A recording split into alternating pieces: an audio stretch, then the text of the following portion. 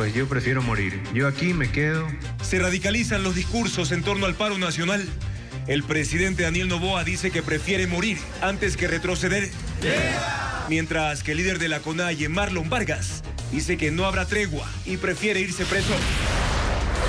El gobierno acusa de infiltraciones delincuenciales en las protestas que el lunes dejaron 47 detenidos, un cuartel policial incendiado y daños en vehículos e infraestructura. La CONAIE responde. Organizaciones sociales volvieron a marchar por las calles de Cuenca en rechazo al proyecto Loma Larga. Los manifestantes, agrupados en el Parlamento Pluricultural, también expresaron su apoyo al paro nacional. A días de cumplir 17 años, la Constitución de Montecristi ha sufrido 29 modificaciones en 26 de sus artículos. En temas políticos, institucionales y de seguridad, ahora el gobierno plantea una constituyente para reemplazarla. El hongo Fusarium, que ataca y arrasa plantaciones bananeras, llegó a Ecuador. Hay un cerco epidemiológico en el oro para evitar que el contagio se extienda por el país. Independiente del Valle ya está en Colombia y Liga de Quito en Brasil buscan triunfos para clasificar a las semifinales de las Copas Sudamericana y Libertadores, respectivamente. En Napo se encontró el primer yacimiento de ámbar de la era mesozoica, que conserva insectos de hace 112 millones de años. Lo confirma un estudio que comenzó en 2018 y se publicó este mes. Martes 23 de septiembre, la radicalización de las posturas han marcado este segundo día del paro nacional convocado por la CONAIE, aunque en Cotopaxi no se han registrado movilizaciones. La Federación de Estudiantes Universitarios FEUE se unió hoy a las protestas en los exteriores de la Universidad Central y avanzaron hasta el centro histórico. También hay anuncios desde las nacionalidades amazónicas de Pastaza. Amigos, le seguimos tomando el pulso al paro nacional. Bienvenidos.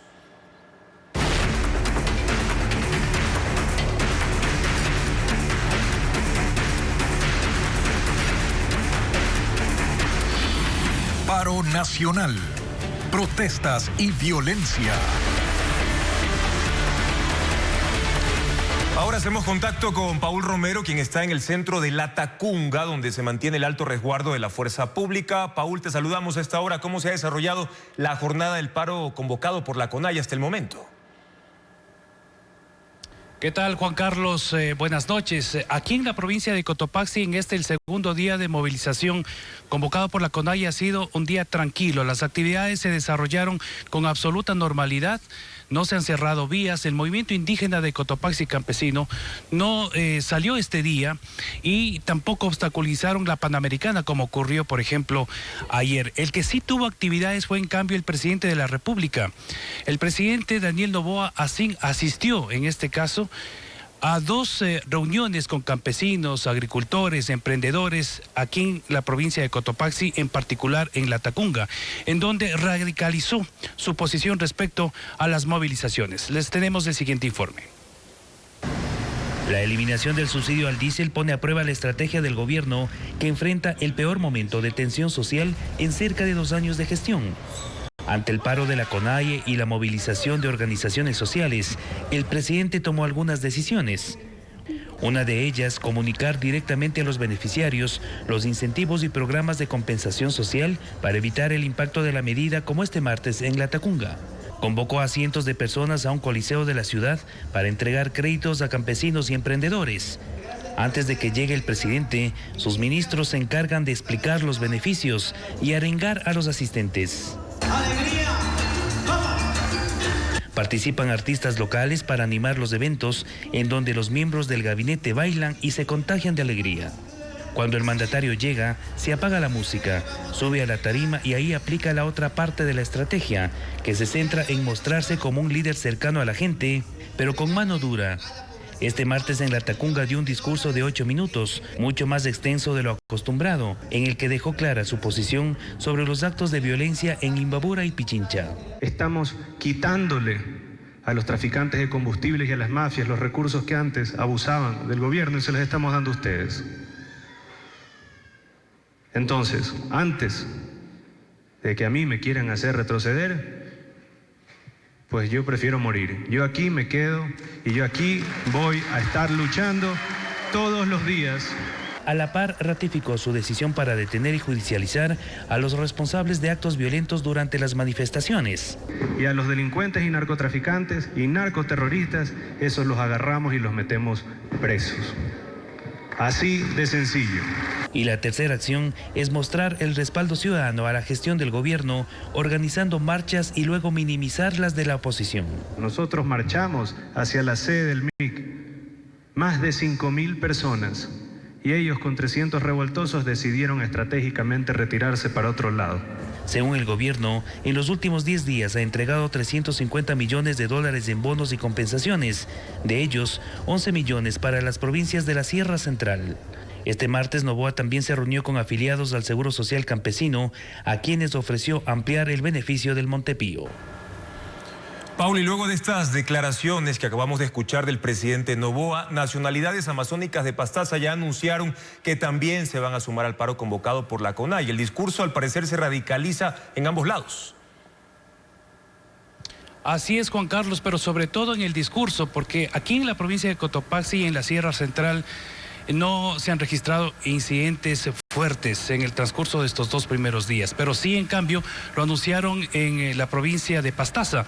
El presidente de la CONAIE, Marlon Vargas, dijo que más organizaciones amazónicas se suman a la convocatoria de la CONAIE. Escuchemos el reportaje de nuestra compañera desde la provincia de Pastaza.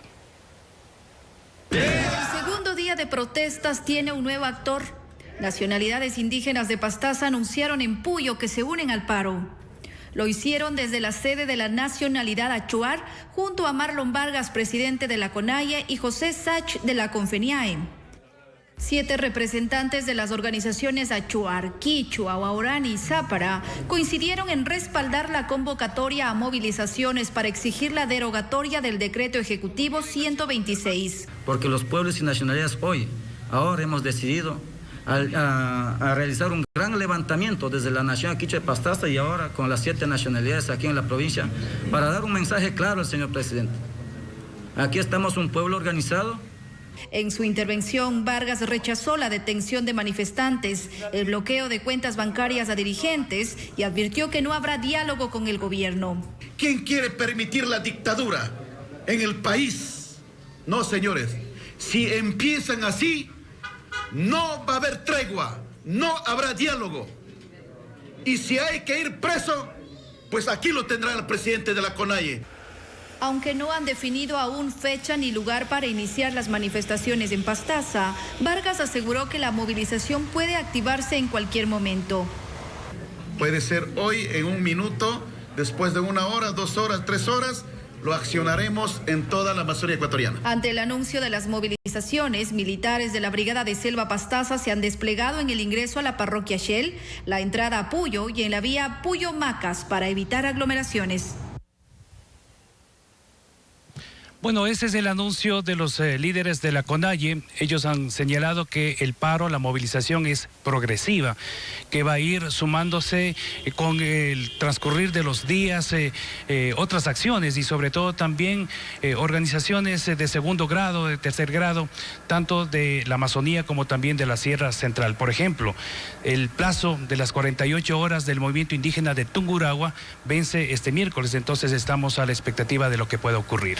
Precisamente, Paul, pese a que la jornada en la Tacunga, donde te encuentras ahora, se ha desarrollado con normalidad, no se han registrado problemas en ese punto, ¿qué se espera para mañana? Bueno, la seguridad se mantiene aquí en la provincia de Cotopaxi y en particular en la Tacunga, porque los principales accesos, sobre todo al centro histórico de la ciudad, está totalmente bloqueado por la fuerza pública. Son más de 3.000 efectivos entre policías y militares. No se conoce en particular qué es lo que va a hacer el movimiento indígena de Cotopaxi. Por ejemplo, se preveía cierre de vías para este martes, eso no ocurrió. Para mañana no sabemos, pero el resguardo militar y policial se mantiene porque aquí está funcionando temporalmente la función ejecutiva. En todo caso, seguiremos pendientes de lo que puede ocurrir en las próximas horas en la provincia de Cotopaxi. Gracias, Paul, por tu informe desde ese punto de la Sierra Centro del país. Y las manifestaciones se volvieron violentas y dejan personas heridas tanto del lado de los manifestantes como de la fuerza pública. Entre el gobierno y la CONAIE se acusan de infiltración de grupos delictivos que utilizan métodos de ataque para provocar el caos. Veamos. La tarde y noche de ayer las manifestaciones fueron más violentas, particularmente en Imbabura. Personas encapuchadas con escudos metálicos y tubos lanzacohetes artesanales fueron captados disparando contra la fuerza pública. Se mueven en grupos de 3 y hasta 4 personas. Saben cómo protegerse, apoyarse y disparar. Están provistos con la suficiente cantidad de pólvora a sus espaldas para atacar a militares y policías. Intentaron también derribar al helicóptero del ejército. Esperaron que esté cada vez más cerca de la zona de aterrizaje e hicieron varios disparos. Así la protesta social ha ido subiendo de tono. Los encapuchados también destruyen la propiedad privada para obtener proyectiles. En medio de los manifestantes hay gente a la que le molestan las cámaras o las fotografías. No se preocupe. Para el gobierno esto no es una manifestación normal. Habla de infiltrados con vínculos directos a una estructura criminal transnacional y esta mañana mostró los rostros de 2 detenidos extranjeros que según el régimen pertenecen a la organización criminal Tren de Aragua. No estamos frente a actos de protestas que, repito, son totalmente legítimos. Estamos viviendo en este momento actos de terrorismo. El presidente Noboa mostró en su cuenta de X el encarcelamiento de 11 de los 47 detenidos que hay hasta ahora en la segunda jornada del paro. En su mensaje dijo que quedaron en evidencia financiados y rodeados por criminales del Tren de Aragua y agregó que se trata de las mismas mafias de siempre a las cuales les son incómodos. Al presidente de la CONAIE, Marlon Vargas, se le consultó sobre las formas y los métodos de la protesta. Él dice que son gente infiltrada por el gobierno, que buscan el caos para culparlos. Siempre han hecho eso. El mismo Estado se camufla para luego echar culpa a la CONAIE y sus estructuras. Eso no vamos a permitir. El gobierno ha reiterado que las denuncias contra los detenidos serán por terrorismo. También en las redes sociales circulan videos como este. Un camión militar persigue a un manifestante. Se sube a una camioneta y recibe un disparo. ¡Policía! Así, la primera jornada deja un número indeterminado de heridos, cuantiosos daños materiales y pérdidas económicas que van sumando. Por tercer día consecutivo continúan los bloqueos viales en el Cajas, en el norte de Pichincha. Hoy los manifestantes se organizaron para repeler incursiones de policías y militares que intentaban despejar una de las vías desde Tabacundo. Diego Puente con el reporte. Javier Catucuamba lleva 30 años como vulcanizador, 10 de ellos en el Cajas, en el norte de Pichincha. En época de paro, arregla llantas pinchadas por los manifestantes y pone a punto bicicletas que la gente desempolva para usar a falta de buses y camiones. En medio del paro por la eliminación del subsidio al diésel, pudo trabajar de forma clandestina. Hay como las bicicletas ya han tenido guardadas años, entonces solo sacan casi lo más en el rato de los paros, de estas manifestaciones. Entonces hay que algunos vienen los tubos ya del uso se les rompe. Este martes en este sector, en el límite entre Pichincha e Imbabura, se vivió una jornada relativamente tranquila, sin enfrentamientos violentos entre comuneros y las fuerzas del orden. En la mañana cientos de personas se ingeniaron para ir a sus trabajos. Tuvieron que sortear los obstáculos a pie, con bicicletas y motos, arriesgándose a sufrir pinchazos en los puntos de bloqueo. Otros cargaron pesadas maletas para ir al aeropuerto de Quito. El paro sorprendió a estas 2 familias de venezolanos que se conocieron en el camino. Regresaban a Ecuador por tierra y tuvieron que caminar desde Ibarra. Su preocupación principal fue proteger a sus niños. Desde Otavalo que venimos, acá fue que venimos a encontrar un restaurante donde pudiéramos comer, porque en ningún lado están abiertos. Sus destinos son Quito y Loja y se tomaron un descanso para festejar a una cumpleañera. Sóplala. Los manifestantes mantuvieron los bloqueos, incluso impidiendo el paso de vehículos de emergencia. En este día sin incidentes, algunos manifestantes aprovecharon para jugar, mientras los dirigentes mantuvieron reuniones para definir sus acciones. Saben que la fuerza pública prepara una incursión a este punto para abrir la carretera.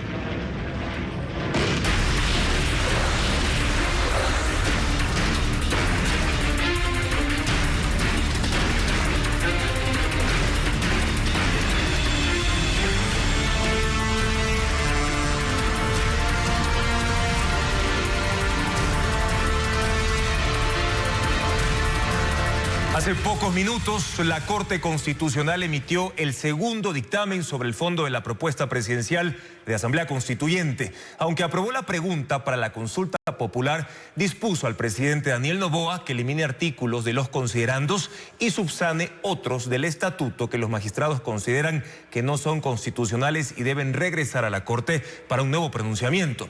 Ahora, la Corte Constitucional también ordenó al Consejo Nacional Electoral que continúe con el proceso únicamente después de que el primer mandatario realice estas correcciones. Y una nueva asamblea constituyente en el país tendría límites, ya no sería de plenos poderes como se autodenominó la de 2008. Así lo determinó la Corte Constitucional y lo confirman juristas. Patricio Díaz informa los alcances que tendría ese organismo. La Corte Constitucional ha aclarado en sus fallos que una futura asamblea constituyente no puede ser igual a la de 2008, conocida como de plenos poderes. En su último dictamen, que avaló la vía sobre el decreto de consulta popular del presidente, el organismo aclara que hay límites, como el reconocimiento de la dignidad humana como fundamento del sistema jurídico y el respeto a los instrumentos internacionales de derechos humanos. Hay también normas de obligatorio cumplimiento, que son parte del derecho internacional, como la prohibición de genocidio, esclavitud, discriminación racial, entre otras. En otro dictamen de 2021, la Corte señala además que una constituyente no puede cubrir competencias de otros órganos que ejercen el poder constituido. La justicia, por ejemplo.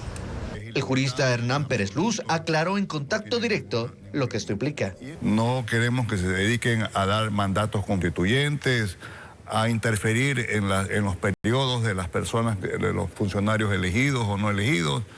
No pueden interferir emitiendo leyes. Es decir, que la actual asamblea, por ejemplo, debe funcionar a la par de la constituyente. En eso parecen estar claros incluso en el oficialismo. Similar a la que se dio en el 97 y que en ese momento siguió operando también un Congreso Nacional, en este caso la Asamblea Nacional, si la Asamblea va a ser solo una constitución, que además tiene un periodo exprés. El Ejecutivo propone que para ser constituyentes, los candidatos cumplan los mismos requisitos que para ser asambleístas, es decir, tener 18 años. Aunque esto ha recibido críticas por la delicada misión que tendrán quienes redacten la nueva Constitución, la Corte tampoco ha permitido reformas para añadir requisitos en la actual Asamblea. Pérez Luz sugiere una salida. Pedirle a las organizaciones políticas que van a auspiciar estos, que en sus listas al menos hayan 2 o 3 personas o candidatos que tengan estos requisitos de experiencia en materia jurídica, etcétera. Y añade que una nueva constitución debe pensarse con visión de país. Y no como antes, que para escribir una carta magna, se la pensó más bien como un plan de gobierno. Desde octubre del año 2008 rige la Constitución de Montecristi, aprobada en el inicio de la década correísta, y hoy se analiza darla de baja mediante una asamblea constituyente. Sin embargo, en sus 17 años de vigencia, esta carta política ha experimentado 29 reformas en temas institucionales, electorales y también de seguridad. Daniela Magui, de la redacción de Ecuavisa.com, nos recuerda los cambios más importantes. El correísmo pensó que la Constitución de Montecristi iba a durar 300 años. Sin embargo, el gobierno del presidente Daniel Noboa ya quiere darle de baja. Aprobada en 2008, es la tercera carta política del Ecuador desde el retorno a la democracia. El 20 de octubre cumplirá 17 años, tiempo en el que se le han introducido 29 reformas en 26 artículos distintos. Hubo 4 momentos políticos que se deben destacar. Durante la consulta popular de mayo 2011 y mediante las enmiendas tramitadas por la Asamblea en diciembre de 2015, ambas durante el gobierno de Rafael Correa, también en la consulta de febrero de 2018 con Lenín Moreno y en un proceso similar de abril de 2024 con Daniel Noboa. De estos 29 cambios, 12 corresponden a temas institucionales, como los ajustes en el Consejo de la Judicatura en 2011, cuando Correa se tomó la justicia, y también en 2018, cuando se dispuso la elección por voto popular del Consejo de Participación Ciudadana y Control Social. o la reciente creación de jueces especializados en materia constitucional. Los cambios políticos suman 9. Tienen que ver con la reelección indefinida para presidente y demás autoridades que aprobó Alianza País en 2015.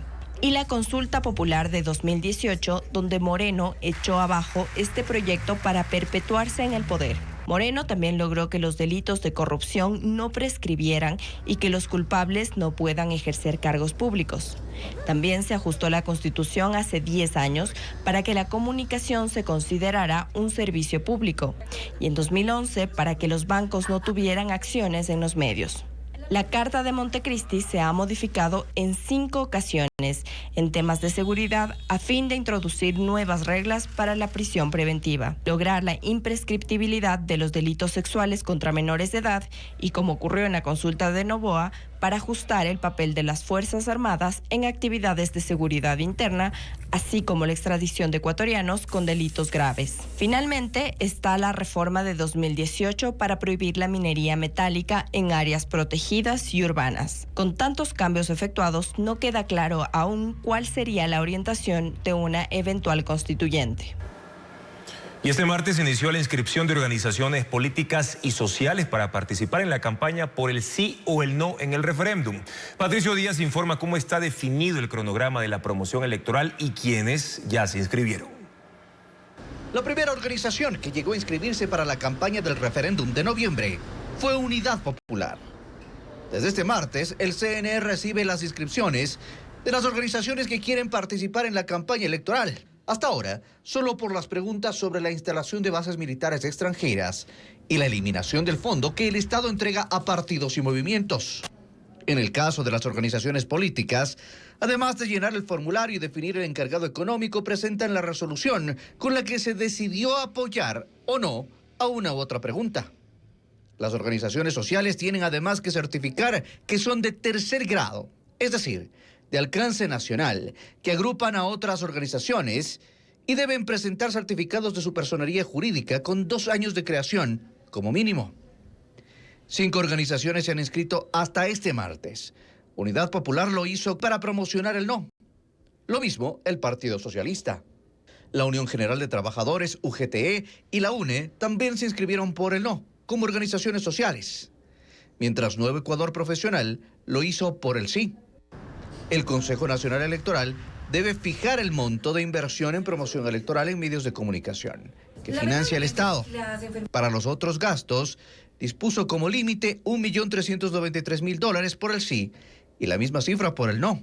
Las inscripciones de las organizaciones serán hasta el sábado y el 31 de octubre el CNE las reunirá para integrar el Consejo Consultivo, en el que se absolverán dudas y se emitirán los lineamientos de la campaña, la cual empieza el 1 de noviembre e irá hasta el 13. El gobierno reconocerá incentivos económicos a los médicos posgradistas desde el próximo año. La medida no va a incluir a los 3.900 que actualmente ya realizan sus residencias en hospitales. Carla Algado puntualiza en el siguiente reportaje los alcances de esta decisión. Desde marzo de 2026, los médicos posgradistas del país recibirán por primera vez un salario por sus labores hospitalarias. Antes, su trabajo no era remunerado. La nueva figura creada mediante acuerdo ministerial lo reconoce como médicos residentes, con una compensación mensual de $1.412. Sin embargo, la medida no incluirá a los 3.900 posgradistas que actualmente prestan servicios en hospitales públicos y privados. Según la asociación que los agrupa, esta exclusión deja fuera también décadas de su lucha por un reconocimiento económico justo. A finales del mes de julio, nosotros habíamos tenido esa posibilidad de ser incluidos en el acuerdo ministerial. Sin embargo, ahora viene el doctor Jimmy Martin y nos manifiesta que, basándose en el principio de la no retroactividad de un acuerdo ministerial y de la no competencia. Estos profesionales son parte fundamental del sistema de salud. Mientras cursan su especialidad, que dura entre 3 y 5 años, representan cerca del 75% de la fuerza laboral en las casas de salud del país. Hay servicios completos en los cuales su personal es únicamente médicos posgradistas más los médicos tratantes. Entonces sí es considerar que el médico posgradista es un engranaje clave en el funcionamiento del Sistema Nacional de Salud. Entonces es una situación tan ambigua y tan conveniente para las autoridades que solo nos deja cada vez más pisoteados y sin derechos fundamentales. El financiamiento, según consta en el acuerdo ministerial, provendrá del presupuesto del Ministerio de Salud, aunque de esto no se ha dado más detalles.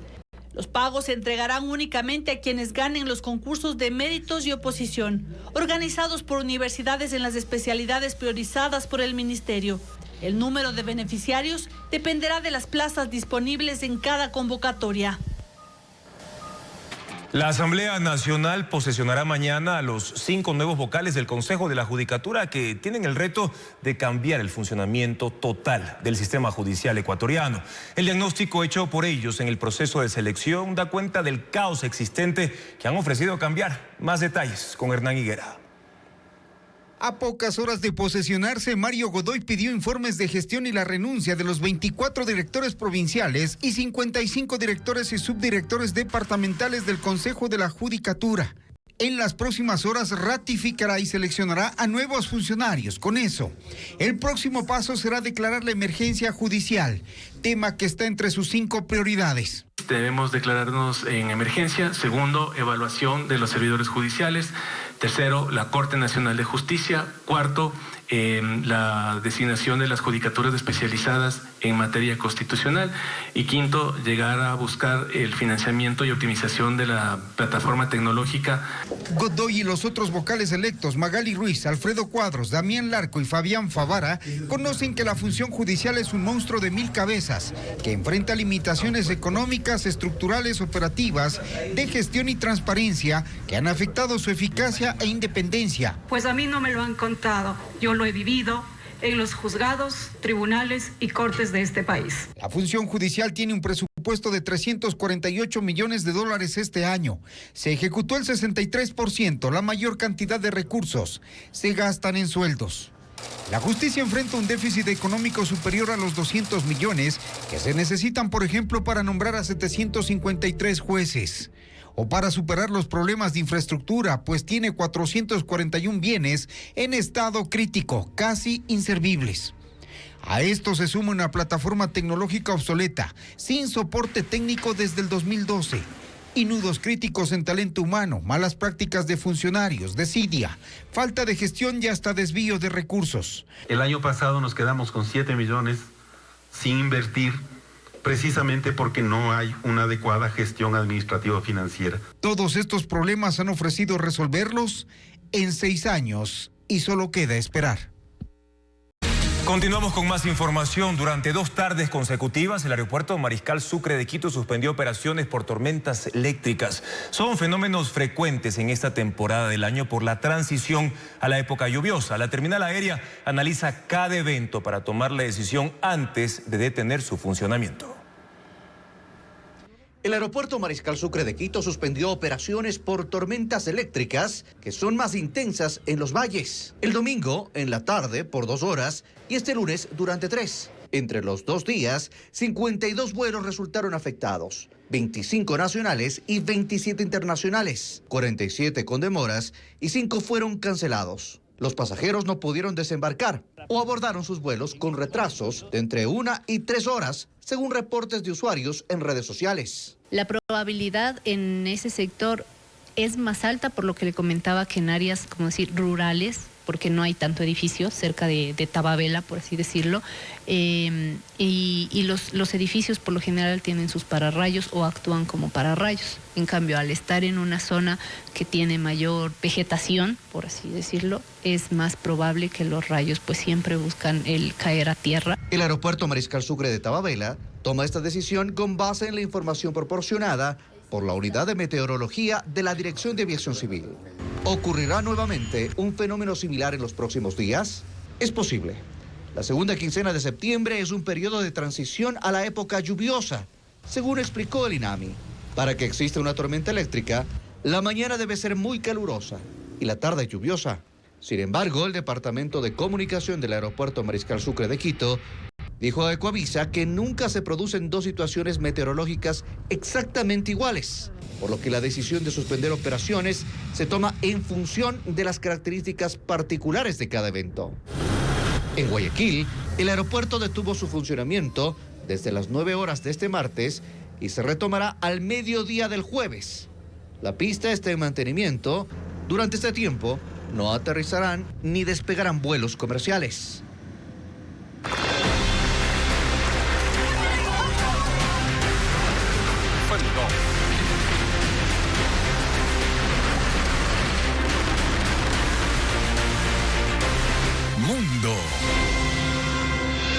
Comenzó en Nueva York el periodo de debates de alto nivel en la Asamblea General de Naciones Unidas, que este año celebra su aniversario número 80. La sesión tuvo como protagonistas a los presidentes de Brasil, Lula da Silva, y el de Estados Unidos, Donald Trump. Lula calificó a la guerra de Israel en Gaza como el genocidio del pueblo palestino.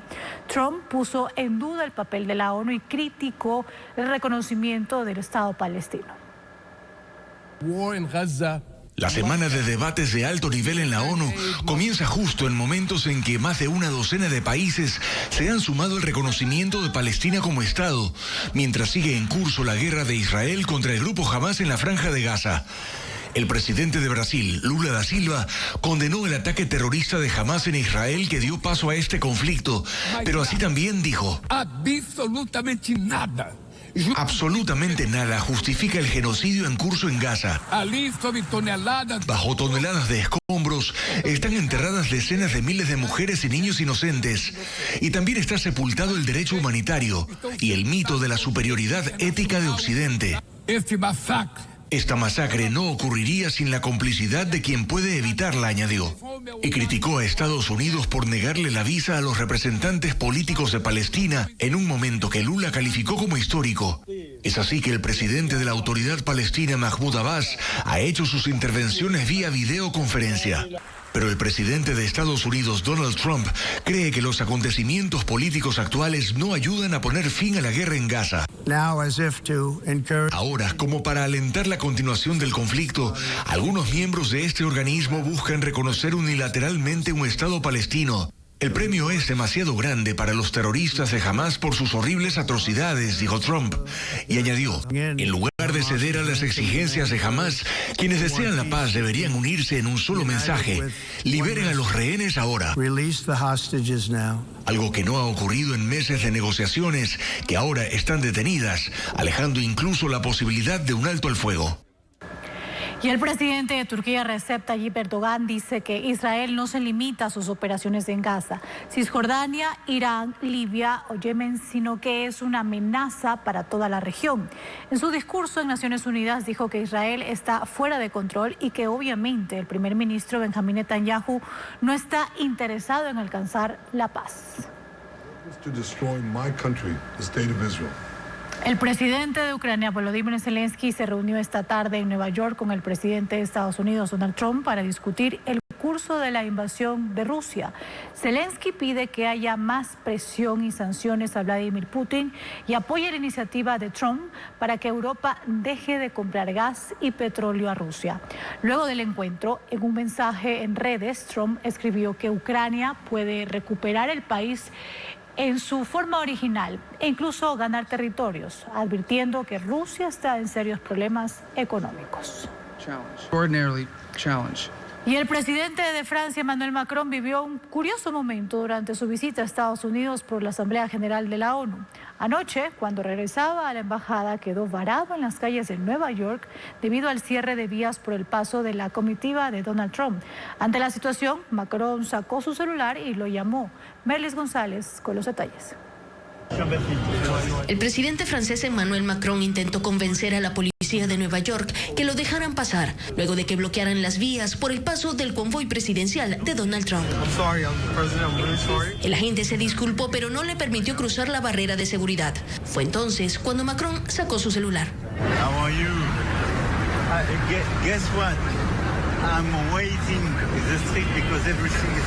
¿Cómo estás? Adivina que estoy esperando en la calle porque todo está bloqueado por ti, le dijo al presidente estadounidense entre risas en una llamada que sorprendió a los testigos.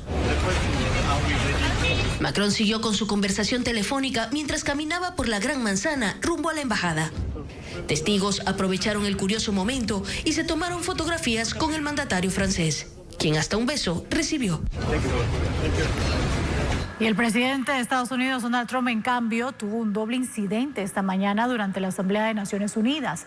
Apenas llegó al edificio con su esposa Melania, se dispuso a tomar una de las escaleras eléctricas y esta se detuvo en cuanto la pisaron. Los Trump tuvieron que subir a pie y luego al iniciar su discurso se le apagó el teleprompter donde debía aparecer el texto para que pudiera leerlo. Trump, que lanzó duras críticas a la ONU por posturas sobre migración, cambio climático y el poco apoyo que le dio en la resolución de varios conflictos, dijo que Naciones Unidas solo le ha dado una escalera mecánica descompuesta y un teleprompter que no sirve. Agencias internacionales niegan que exista un vínculo entre el paracetamol y el autismo, tal como lo aseguró ayer el presidente de Estados Unidos. El vocero de la Organización Mundial de la Salud ha señalado que aunque se han hecho algunos estudios de posible asociación, las pruebas siguen siendo inconsistentes, mientras que la Agencia Europea de Medicamentos ha emitido comunicados que sostienen que el uso del paracetamol continúa siendo seguro durante el embarazo, después de una evaluación rigurosa de los datos científicos disponibles.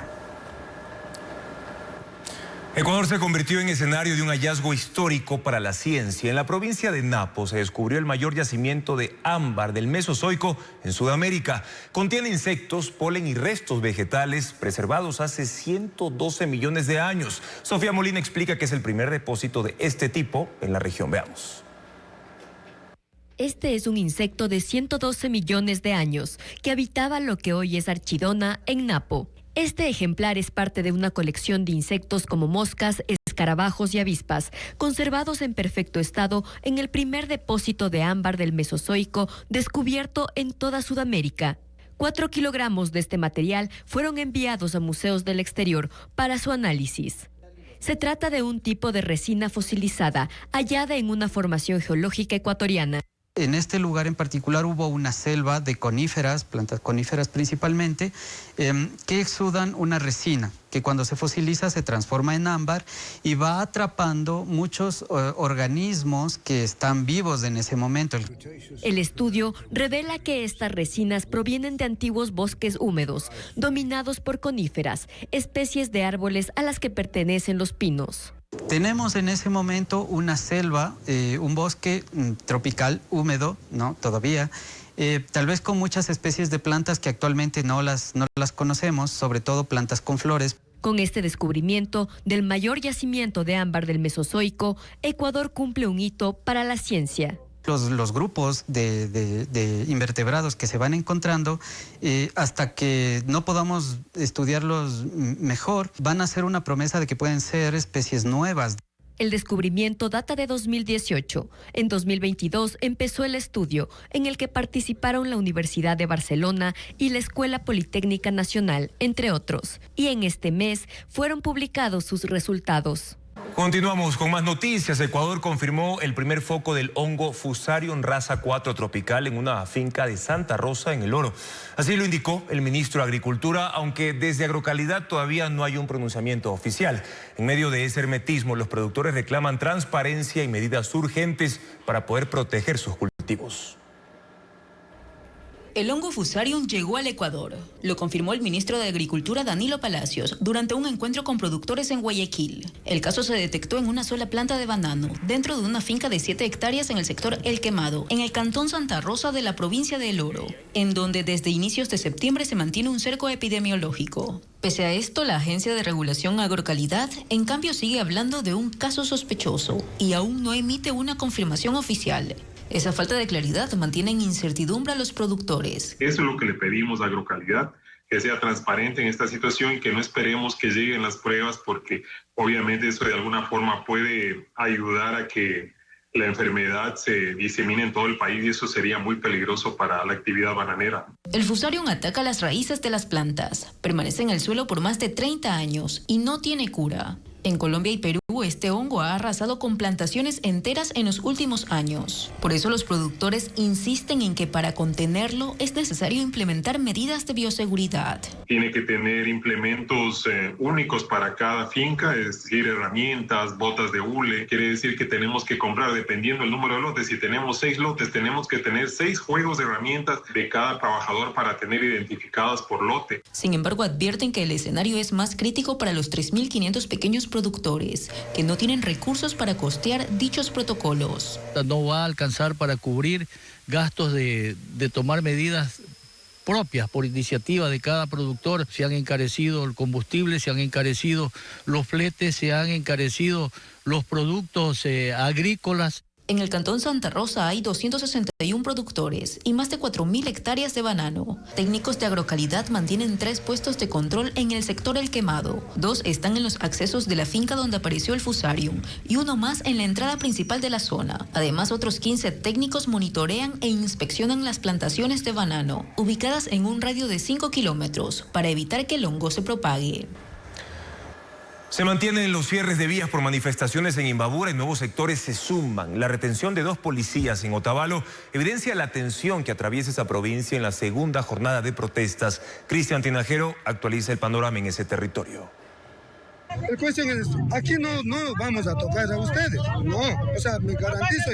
Este es el momento en el que 2 policías que se trasladaban de Ibarra a Otavalo para dar seguridad a la caravana de la vicepresidenta María José Pinto fueron retenidos por comuneros durante las protestas en Otavalo.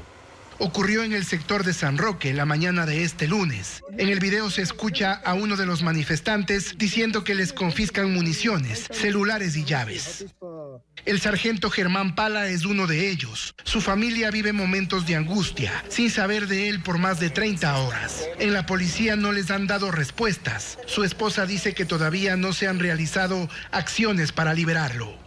La palabra que todos me dicen esté tranquila. Yo entiendo que ellos manifiestan eso, pero yo como esposa tengo desesperación. Yo quiero que mi esposo esté aquí y esté bien. Y mientras siguen retenidos, la policía de Imbabura permanece sitiada por las protestas contra la eliminación del subsidio al diésel. Este martes el pueblo quichua Caranqui bloqueó 2 tramos de la vía Ibarra-Zuleta-Olmedo, que une a Imbabura con Pichincha. Por este corredor circulan diariamente cerca de 3.000 vehículos. La jornada se desarrolló de manera pacífica. Los manifestantes quemaron llantas y colocaron troncos y rocas sobre la calzada. Nos hemos sumado también a la paralización nacional. Estos procesos o estas decisiones no son individuales, son decisiones colectivas. En el norte de Otavalo, donde el lunes hubo violentos enfrentamientos, hoy no hubo disturbios. En Pinzaquí se levantaron montículos de tierra, en la Panamericana, y en Ilumán se impidió el paso con troncos y neumáticos. Mientras, la fuerza pública se replegó. El abastecimiento de municiones e insumos se hizo por aire. La policía levantó un balance de los daños en su cuartel, atacado por 1.000 manifestantes. 3 patrulleros y 4 motocicletas fueron destruidos por el fuego. Otros 3 vehículos también resultaron afectados. Según el último reporte de la policía, hubo 18 detenidos. Además, la vicepresidencia denunció que 2 ambulancias que se trasladaban a emergencias fueron detenidas por manifestantes, lo que retrasó su labor. Desde esa institución se exhortó a la apertura de un corredor humanitario. Aunque hasta el cierre de este informe, solo permanecen habilitadas las vías hacia Esmeraldas y Carchi, en el norte de Imbabura. Estudiantes, jubilados y sindicatos de trabajadores marcharon en Quito para exigir que el Ejecutivo revea algunas de sus políticas. Carla Delgado cubrió la manifestación y revela que mañana van a decidir acciones conjuntas con la CONAIE. Más de 30 organizaciones sociales marcharon este martes en Quito contra las políticas del gobierno. Los primeros en convocarse fueron los cerca de 200 estudiantes de la Universidad Central que se congregaron para exigir, entre otros puntos, que el Ejecutivo revierta la decisión de eliminar el subsidio al diésel. Lo que ha hecho el gobierno es, de manera autoritaria, llevar un paquetazo, porque subir el diésel es subir todo. Los universitarios no fueron los únicos. A pocas cuadras frente a la Caja del Seguro en el centro norte de la capital, también se concentraron trabajadores y dirigentes gremiales. José Villavicencio, presidente de la Unión General de Trabajadores, advirtió que las movilizaciones apenas comienzan y anunció que este miércoles se reunirán con la CONAIE para definir acciones conjuntas. Conforme se ha venido anunciando y en su momento el pueblo ecuatoriano conocerá dónde nos vamos a encontrar con la CONAIE y los otros sectores, porque el objetivo es uno solo. A la protesta se sumaron representantes de jubilados, quienes señalaron que su principal preocupación es la crítica situación del IES. Quieren apropiarse de los bonos que por años hemos depositado ahí. Los manifestantes recorrieron al menos 2 kilómetros por la avenida 10 de agosto hasta llegar al centro histórico, que permanecía vallado desde la calle Chile hasta la Sucre, medida que frenó las intenciones de avanzar hacia el Palacio de Gobierno. Y las manifestaciones también se organizaron en Guayaquil. Los representantes de organizaciones sociales y políticas rechazaron la eliminación del subsidio al diésel. Diego Cuenca describe cómo se desarrolló la protesta pacífica. Los representantes de al menos 30 organizaciones sociales se congregaron a las 4 de la tarde en los exteriores del Parque Centenario en el centro de Guayaquil. Protestaron contra las políticas del gobierno de Daniel Noboa, principalmente por la eliminación del subsidio del diésel. Los manifestantes estaban liderados por el Frente Unitario de Trabajadores FUT, la Unión Nacional de Educadores del Guayas y el movimiento político Unidad Popular. Ellos acudieron con monigotes con la imagen del presidente de la República. El alto costo de la vida, el desastre en el sistema de salud, la falta de presupuesto en educación lleva a graves niveles de insensibilidad, como el de que la gente se muere esperando salud o medicina fuera de los hospitales. Los ciudadanos, que ocupaban al menos 4 cuadras, caminaron 1 kilómetro por la avenida 9 de octubre hasta llegar a la avenida Malecón. En ese recorrido flamearon sus banderas y carteles, donde también reclamaron por los despidos de servidores públicos.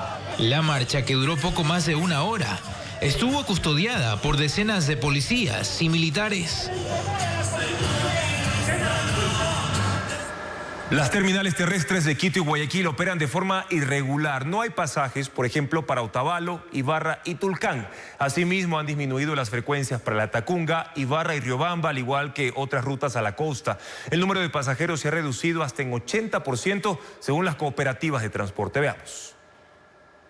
Este cartel colgado en las boleterías de las cooperativas que viajan desde Quito a Otavalo, Ibarra y Tulcán advierten a los usuarios que a la Sierra Norte del país no hay pasajes. Esas boleterías están cerradas, pero hay otras que ofrecen viajes a Ibarra con una ruta más extensa y pagando más. Cobran $25 para dar la vuelta por Esmeraldas, que se hace 14, 15 horas. De las 30 cooperativas que funcionan en la terminal terrestre de Carcelén en el norte de Quito, solo 3 operan con todas sus frecuencias, que se trasladan a provincias de la costa. Las demás han reducido los viajes a la mitad o menos. En la terminal de Quitumbe sí hay pasajes para destinos como Ambato, La Tacunga, Riobamba y Cuenca.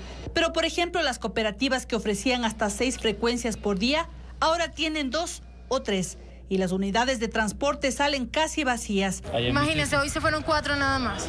Y a veces se van 12, 10, 15. Tienen ese riesgo de quedarse en las carreteras. Por eso la gente no viene a comprar. En Guayaquil la terminal principal luce vacía. De las 8 cooperativas que viajan a la Sierra Centro, solo 2 están operando. Pocas son las unidades que han bajado. Por ejemplo, el día de hoy solo conté con 2 unidades en el día. Entonces son las 2 únicas unidades que salieron hoy en la mañana hacia la ciudad de Ambato. Las cooperativas de transporte de Quito y Guayaquil coinciden en que hay conductores que prefieren no viajar para no poner en riesgo su seguridad o la de sus unidades, a pesar de que las vías de sus rutas estén habilitadas. También reportan que la cantidad de pasajeros ha disminuido entre un 50 y 80%. Y después de concluida la marcha por el centro de la capital, un grupo de manifestantes se dirigió al norte de la ciudad y se apostó en las avenidas Naciones Unidas y Amazonas. Ahí están gritando consignas y exhiben carteles contra el gobierno. Esa importante intersección de la ciudad se mantiene cerrada hasta el momento. Reitero, avenida Naciones Unidas y Amazonas. Hasta el momento sigue cerrada esa intersección del norte de la ciudad, pero no se han producido incidentes con la Policía Nacional.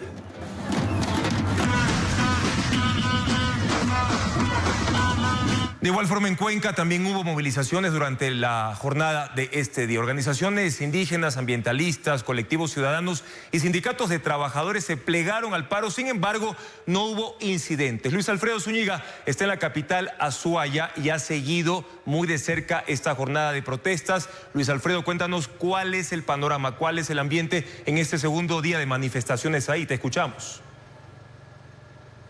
¿Cómo estás, Juan Carlos? Amigos, muy buenas noches. A esta hora, 8 de la noche, ya con 10 minutos, ya no hay ninguna movilización de las 3 que se dieron durante la jornada de este martes en Cuenca. La última llegó hasta los exteriores de la gobernación de Azuay. Sin embargo, las últimas personas se retiraron cerca de las 7 de la noche, al igual que los policías que custodiaban los exteriores del edificio. Una jornada en la que no hubo incidentes, manifestaciones pacíficas y tampoco hubo cierres viales. Veamos lo que fue el detalle de esta jornada de paralizaciones. En Cuenca también se unieron al paro, pero las manifestaciones fueron pacíficas y con un número reducido de personas, muy diferente a la marcha por el agua del 16 de septiembre. En la mañana se concentraron en las parroquias Tarqui y Sayausí, unos 100 integrantes de organizaciones indígenas, ambientalistas, afiliados y sindicatos de trabajadores. No hubo cierre de vías ni disturbios con los policías y militares desplegados en la zona. Lo que tiene que hacer la ministra es derogar la licencia ambiental y lo que tiene que hacer el presidente Noboa es cancelar definitivamente las concesiones mineras. Ya en la tarde el punto de encuentro fue el Parque San Blas en el centro de la capital azuaya. Desde ahí unas 400 personas caminaron 6 cuadras por la calle Simón Bolívar con banderas y carteles. Exigieron que el gobierno revoque la licencia ambiental del proyecto minero Loma Larga en Quimsacocha y que se derogue el decreto ejecutivo 126 que elimine el subsidio al diésel. Tras 20 minutos de recorrido llegaron a la gobernación de Azuay, custodiada por uniformados. Ahí también pidieron aumento en el presupuesto de educación y salud. Y aunque no se reportaron disturbios en las marchas, donde sí hubo tensión fue en la reunión en la que el gobernador de Azuay recibió al alcalde de Cuenca y al prefecto de la provincia para que entreguen documentos que sustenten la contaminación que tendría el agua si no se evita la minería en Quimsacocha. Aunque según el alcalde Cristian Zamora, el gobierno ya tenía esa documentación. No nos vengan a engañar de que no tienen y que recién les dan. Eso tienen ustedes desde siempre. Está en el proceso judicial. El presidente Noboa ya ha anunciado que el proyecto Loma Larga no se ejecutará, pero las organizaciones sociales exigen que se muestre la revocatoria definitiva de la licencia ambiental.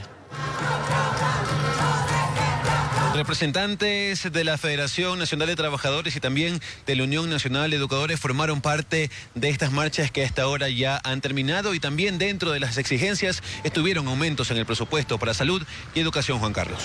Y Luis Alfredo, ¿están previstas movilizaciones ahí en Cuenca y sus alrededores para mañana miércoles? Sí, la Federación de Organizaciones Campesinas e Indígenas de Azuay nos indicaron hace pocos minutos que tienen previsto que mañana, al menos en los puntos de la parroquia rural Sayausí y también en Tarqui, vuelvan las manifestaciones durante la mañana, aunque no han definido una hora en particular, y también se va a analizar si en Girón se dan otras movilizaciones. Es la información a esta hora, 8 de la noche con 13 minutos. Gracias, Luis Alfredo Zúñiga, por su informe desde la capital azuaya en vivo, con este segundo día de jornada de movilizaciones convocadas por la CONAIE. Distintos sectores reclaman que las compensaciones que se entregan tras el aumento en el precio del diésel no les llegan. Mientras tanto, el Ejecutivo fortalece las ayudas que se dan para incentivar la producción y aminorar en algo los descontentos. A las protestas por la reducción del subsidio al diésel, el gobierno responde con compensaciones. Ya se entregaron 79 de los 100 millones del bono raíces destinado a pequeños agricultores y en esta semana está previsto que se complete la entrega de los 21.000 bonos adicionales. Sin embargo, en el sector agrícola hay reclamos y solicitudes para que se transparente la lista de beneficiarios.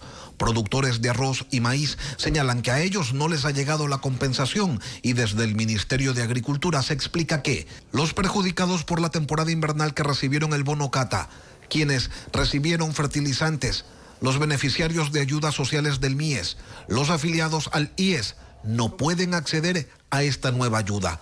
Solo se exceptúan los afiliados al Seguro Social Campesino, pero hay otras compensaciones que se potencian. Originalmente se anunció que se destinarían $10 millones para la compra de 20.000 toneladas de arroz y así evitar un desplome del precio. Ahora se señala que se comprarán 40.000 toneladas de arroz. Se continúa con la entrega de créditos turísticos que van desde 500 hasta $20,000, con un plazo de 10 años y 5% de interés para dinamizar al sector. El gobierno indica que ha entregado $19 millones en 1,000 de esos créditos. Y la cosa no termina allí. Se anunció también el incremento de los bonos de chatarrización para transportistas con vehículos de más de 17 años de antigüedad. Estos pasaron de $20,000 a $23,000.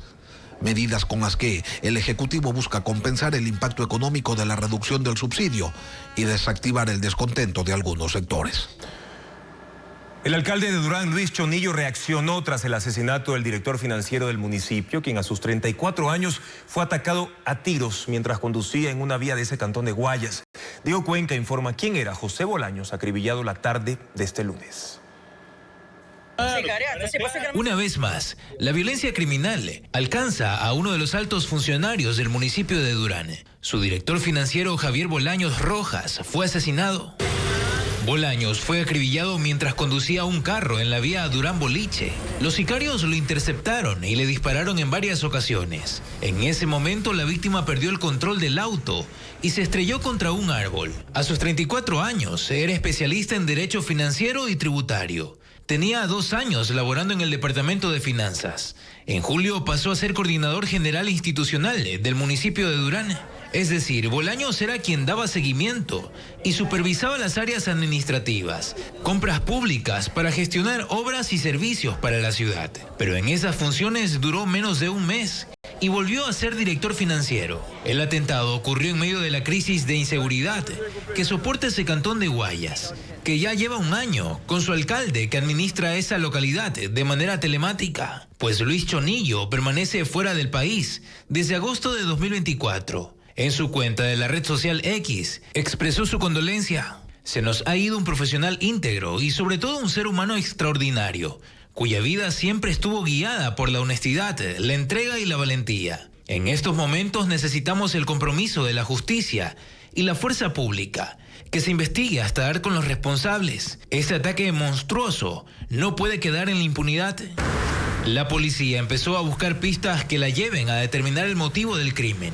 Y en el transcurso de la investigación, detectó que los sicarios, antes de matarlo, ocasionaron otros hechos violentos para distraer a los uniformados. Paralelo tuvimos como uno de los distractores que intentaron estos delincuentes incendiaron un vehículo intentando realizar un mismo procedimiento que lo habían realizado anteriormente para distraer el actual policial. Bolaños es el tercer funcionario del Cabildo asesinado. En 2023 fueron víctimas el director de terrenos, Miguel Santos Burgos, y el concejal Bolívar Vera.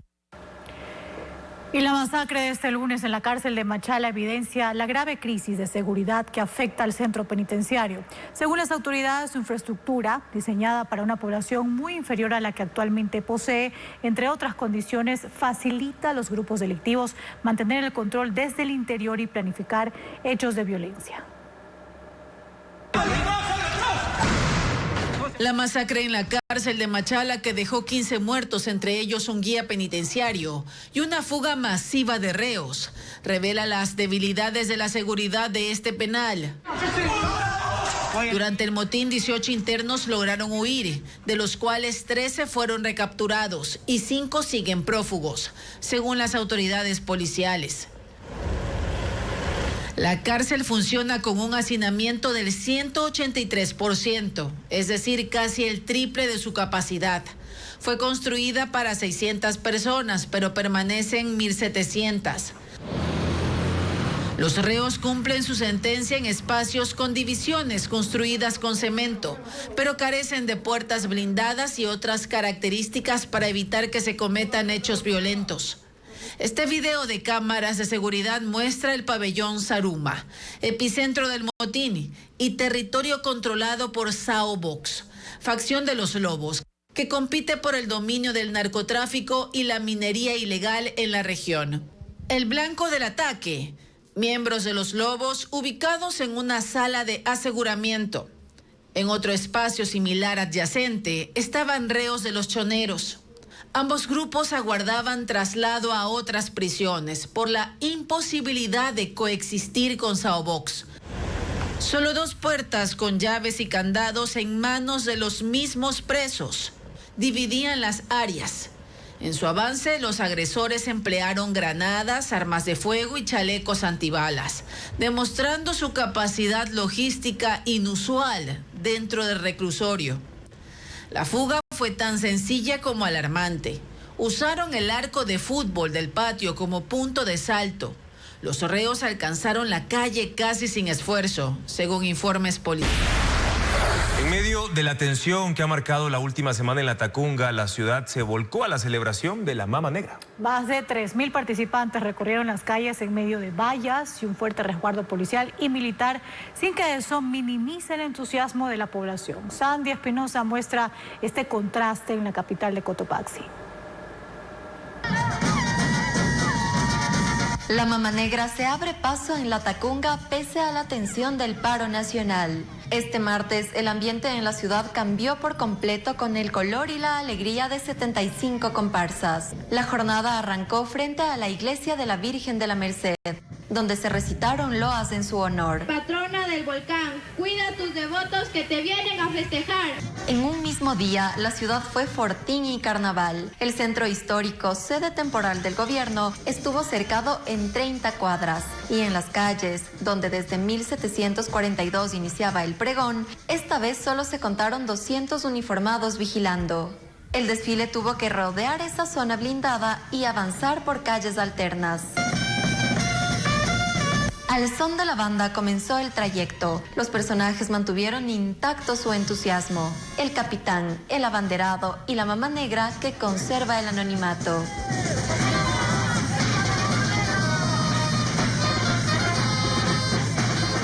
Aquí los pueblos, nacionalidades, organizaciones sociales saben que la Mama Negra es popular, que la Mama Negra es del pueblo y no podemos contaminarles en escenarios políticos, en escenarios de discusión.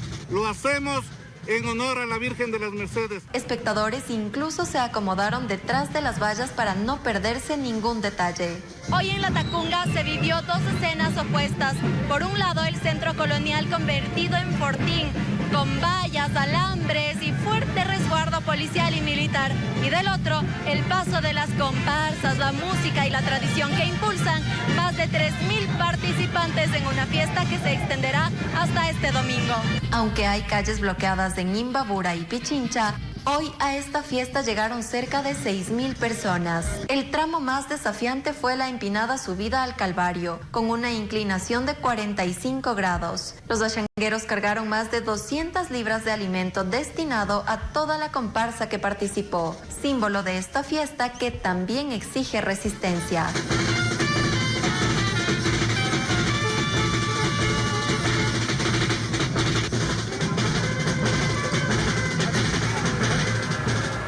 Gracias por su confianza y sintonía, amigos. Así finalizamos esta emisión de Televistazo Estelar.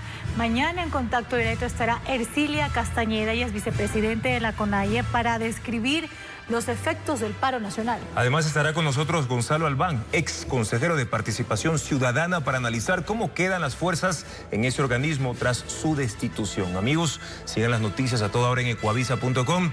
Información verificada y actualizada con el sello de Televistazo. Buenas noches.